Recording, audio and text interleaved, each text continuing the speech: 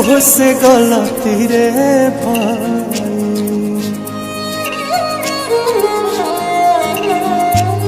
एक तो समय आ गई तुझे तुझसे गलती रे भाई। अरे सजनी रे तीसरे चुनरिया तो हर माइला रे। अरे सजनी रे तीसरे चुनरिया तो हर माइला रे।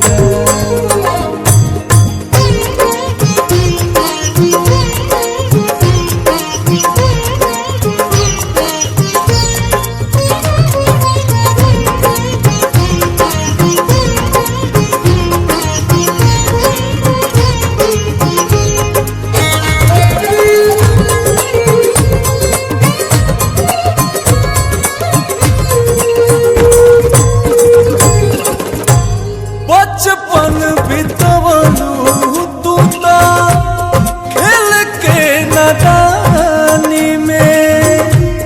हमके भुलाई गईलू जोशया जवानी में। मेरे सैया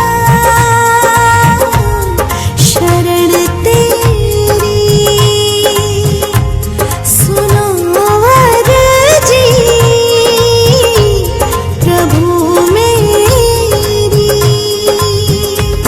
कब नहीं कोई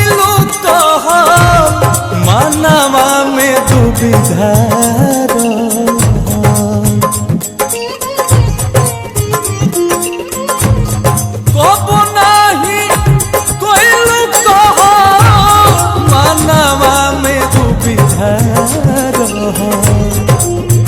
अरे सजनी रे काम नहीं आई गोहवा भाई लाए।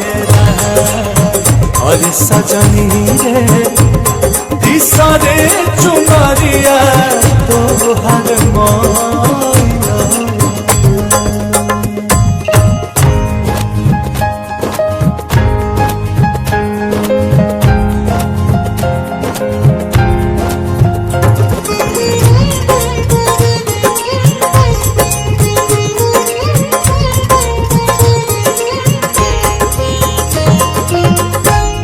कुछ नहीं हो अब तो रोवाला से रानी।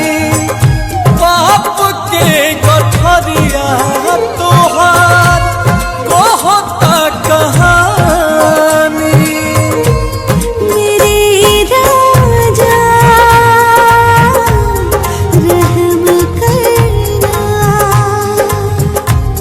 शरण अपनी मुझे रखना। लाख 84 तब फिर जाना मोहनी। लाख 84 तब फिर जाना मोहनी। अरे सजनी रे चली ना बहाना कमलो कइला तेरा। अरे सजनी रे तीसरे चुनरिया तो हर